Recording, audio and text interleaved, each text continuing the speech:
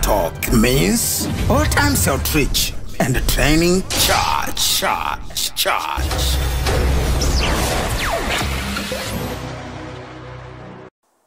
Na wasalimu kwa jina la Yesu.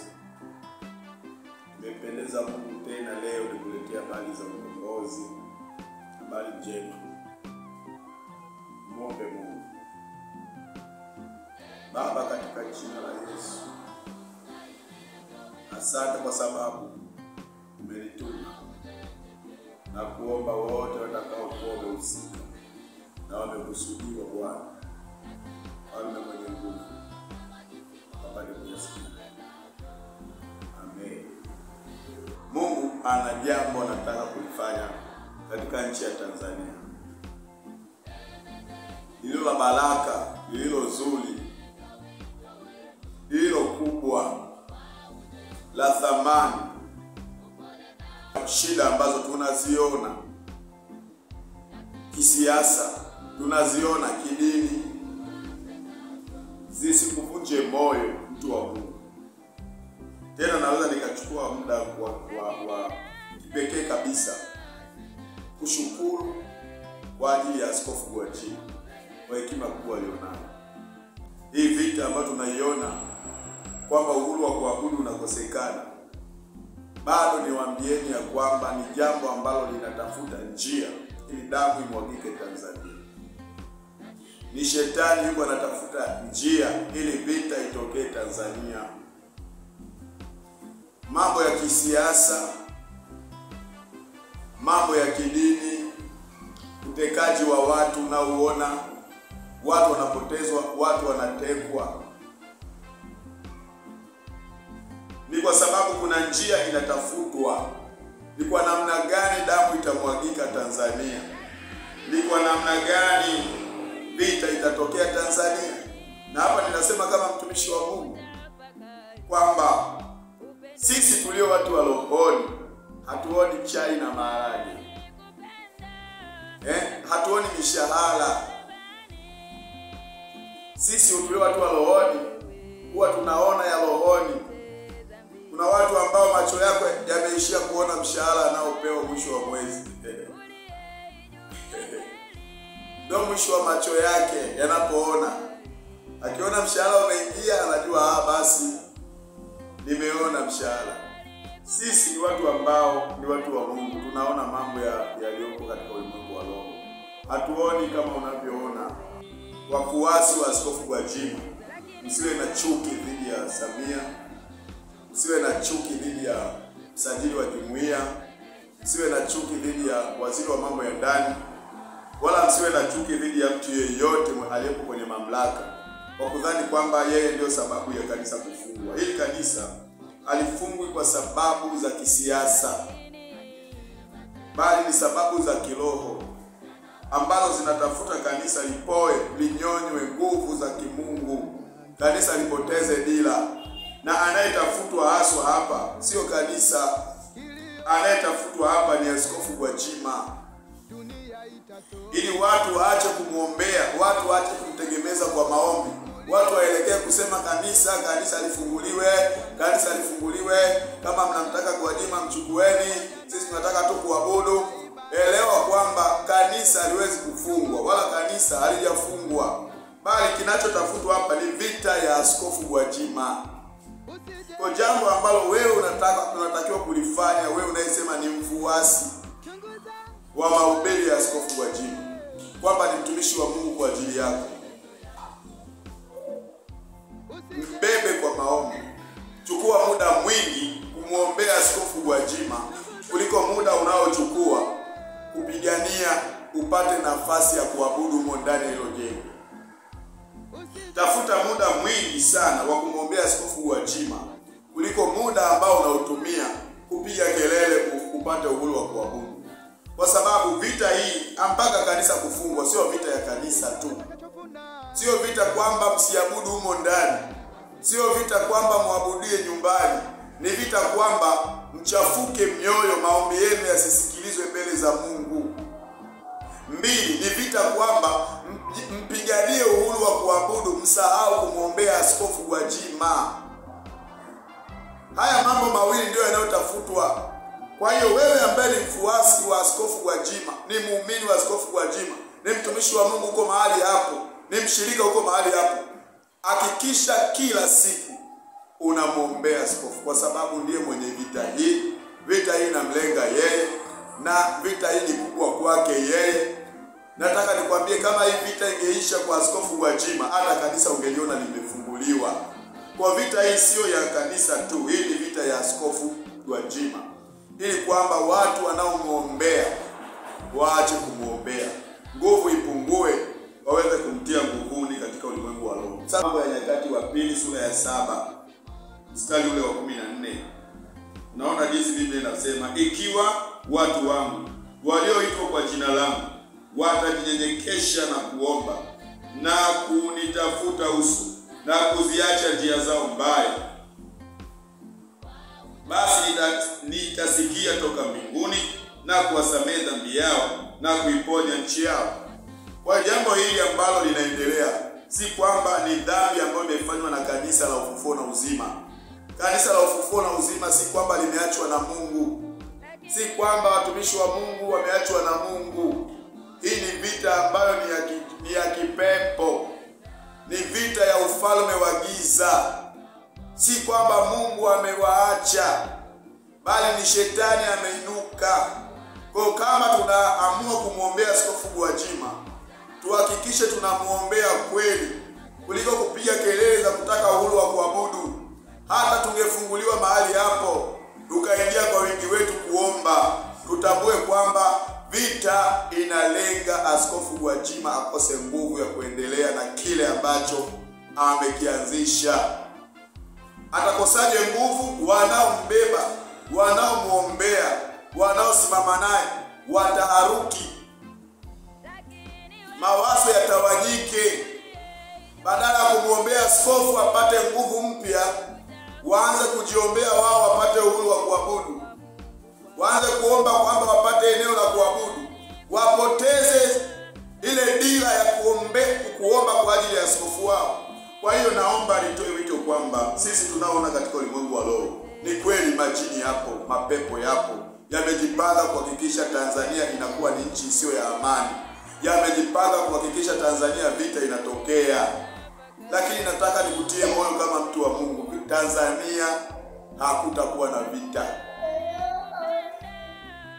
Nikutie moyo kama mtu wa Mungu, Tanzania hii 2025 hii hakutakuwa na vita.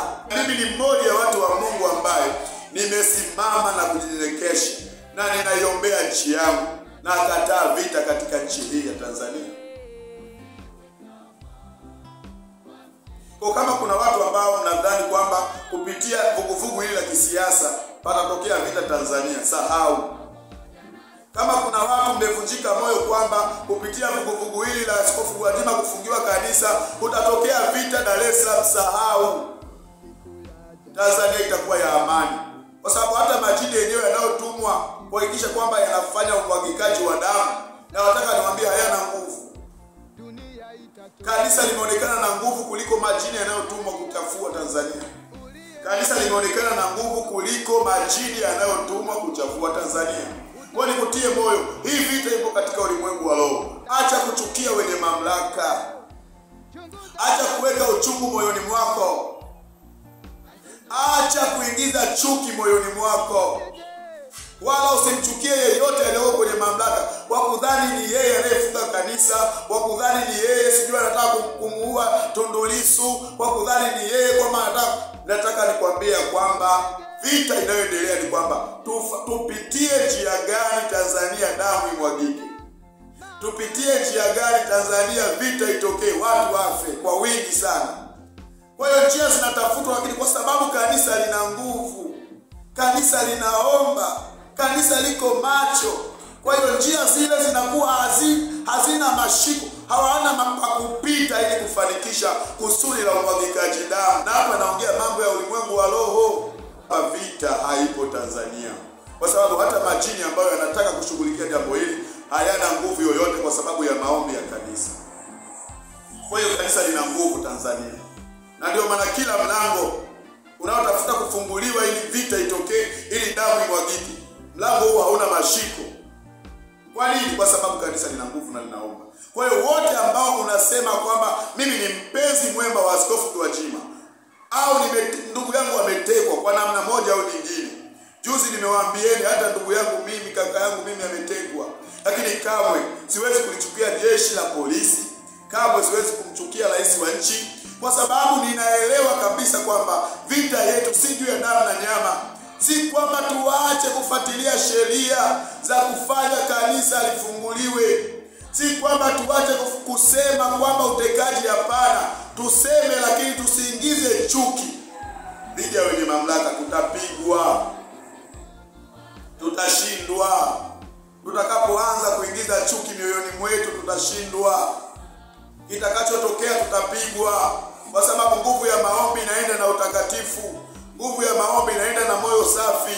Nguvu ya maombi inaenda na haki. Kama si mwenye haki, huwezi ukaomba jambo Mungu akasikia. Anakataa kabisa. Katika waraka wa kwanza wa Yohana anasema, mkiniomba jambo sawa sawa na mapenzi yangu, hilo nitalifanya. Kumbe kuna kuomba sawa na mapenzi ya Mungu na kuna kuomba nje ya mapenzi ya Mungu. Huwezi ukaingiza chuki ukaomba mabaya dhidi ya walioko serikalini, dhidi ya walioko madarakani, hapo kasema Mungu atakusikiliza. Utapigwa, tutapigwa. Kama tutakaa tunasema msajili apatwe na mabaya, sijui Samia apatwe na mabaya, tutapigwa. Vita yetu ni juu ya damu, si juu ya damu na nyama. Tuendelee kukemea jeshi la pepo wabaya, majini yanayotumwa kuleta vita Tanzania, yaliyosimama kila mahali kuhakikisha Tanzania inaingia katika vita. Nataka niwaambie, nimeiombea nchi hii. Hakutakuwa na vita. 2025 hii tutavuka kwa ushindi. Narudia tena, hakutakuwa na vita. Ni kweli dalili zote za vita ziko wazi, lakini hakutakuwa na vita Tanzania. Uchaguzi utafanyika, rais tutampata. Tena niwatie moyo wote ambao ndugu zenu wanatekwa ovyo. Watekaji wanaenda kufika mwisho. Tanzania utekaji unaenda kukoma. Tanzania tunaenda kupata viongozi wema ambao watachaguliwa na Mungu mwenyewe. Unasema wataendelea hao au wataletwa wengine? Mungu anajua kwamba atakuja rais mpya au kwamba ataendelea huyu.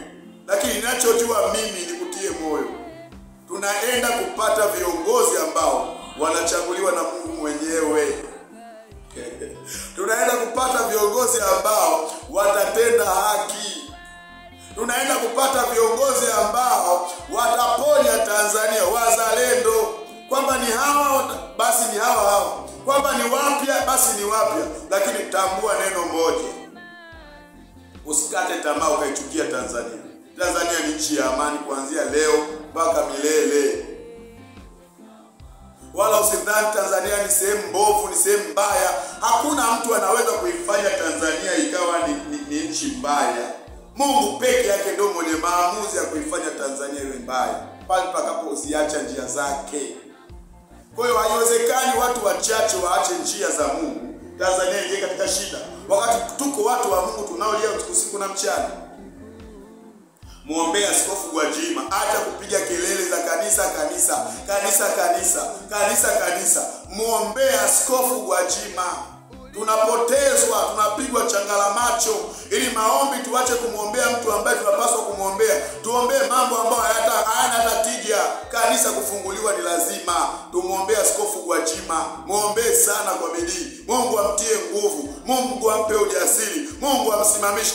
Na hapo ndipo tutakuwa tunalirejesha kanisa kwenye nguvu zake. Lakini kwenda na chuki, kwenda na hasira na kuanza kulieneza hili jambo kisiasa, kwa kudhani ni vita ya siasa, au kulichukua hili jambo la Gwajima kufungiwa kanisa kwamba ni jambo la kidini, tukaanza kulieneza kama chuki ya kidini, tukidhani ni chuki ya kidini. La hasha, hii sio chuki ya kisiasa, hii sio chuki ya kidini. Nataka niwaambie, hatugombani na mwanadamu yeyote.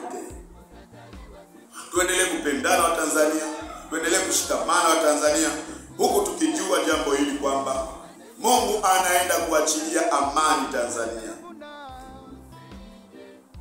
Tunaenda kupata viongozi mahiri wenye uzalendo wa kweli Tanzania. Vita Tanzania haipo. Pamoja na kwamba kweli kuzimu ishaachilia go ahead kwamba vita itokee, lakini mimi nawaambieni tuko watu wa Mungu Tanzania ambao tunaomba usiku, tunaomba mchana. Na Mungu ananituma kuja kusema na wewe. Useme mimi ni nabii, mimi sio nabii. Wala sina unabii. Lakini nakutia moyo kama Pastor Tito Damiano. Tanzania hakutakuwa na vita. Na tunaenda kupata viongozi sahihi. Utekaji unaenda kukoma. Watu hawataendelea kutekwa. Niamini mimi kwa sababu nimetumwa na Mungu. Niamini mimi kwa sababu nakupa neno la faraja. Niamini mimi kwa sababu nakupa neno la uzima. Mungu akubariki. Endelea kumwombea Askofu Gwajima, endelea kuombea nchi, usiingize chuki dhidi ya wenye mamlaka. Asante kwa kunisikiliza. Baba, ninakushukuru kwa sababu Tanzania ni amani. Asante kwa sababu umetuita, umetuweka ili Tanzania iwe ya amani. Utukufu na heshima ni zako kwa kutuweka Tanzania. Mungu akubariki.